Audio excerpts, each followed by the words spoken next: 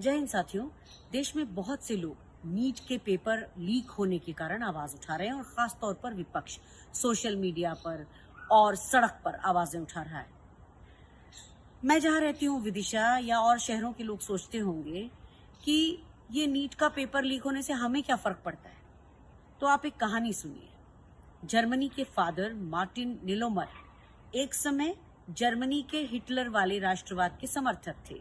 शुरुआती दौर में उन्होंने इसका समर्थन किया, लेकिन बाद में जब उन्होंने देखा कि देश के लोगों की अभिव्यक्ति की स्वतंत्रता और संस्थाओं की स्वतंत्रता पर जब प्रहार होने लगे तो उन्होंने आवाज उठाई और उसके कारण उनको हिटलर के उन यातनादायी कैंपों में भी 1937 में रहना पड़ा था। उनका कहा हुआ एक वाक्य बहुत ज्यादा प्रसिद्ध है कि पहले वो समाजवादियों के लिए आए, मैंने आवाज नहीं उठाई क्योंकि मैं समाजवादी नहीं था।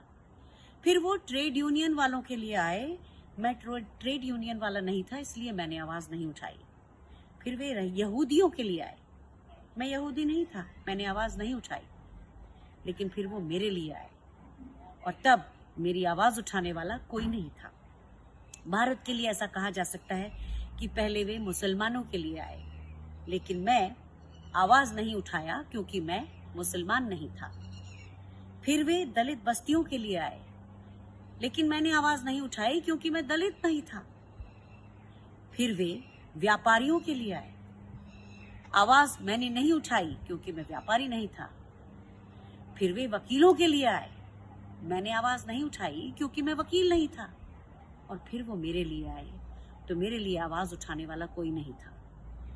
न केवल ये नागरिक उत्तरदायित्व है कि हमारे देश में होने वाले प्रोफेशनल एग्जाम्स बार बार लीक हो रहे हैं और व्यापम से शुरू होकर इस तरह के पेपर लीक्स ने एक बहुत बड़ा गहरी जड़ें जमा ली हैं। दूसरी बात यह है कि नीट एग्जाम का पेपर लीक होने का हमारी जिंदगी पर बहुत बड़ा असर पड़ता है, क्योंकि जब हम उन डॉक्टर्स के पास जाएंगे जिन्होंने उस लीक्ड पेपर के लिए पैसे देकर डॉक्टरी का एंट्रेंस एग्जाम क्लियर किया है, और फिर अगर वो डॉक्टर हमारा इलाज करता है और उससे हमें नुकसान होता है तो अंत में इसका तो अंजाम किसी की जान जाने से भी हो सकता है।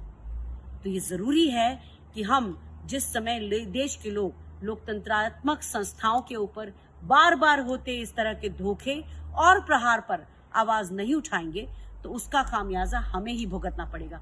इस बात पर सोचिएगा जरूर, क्योंकि ये हमारी, आपकी और हमारे देश के लोगों की बातें हैं। जय हिंद।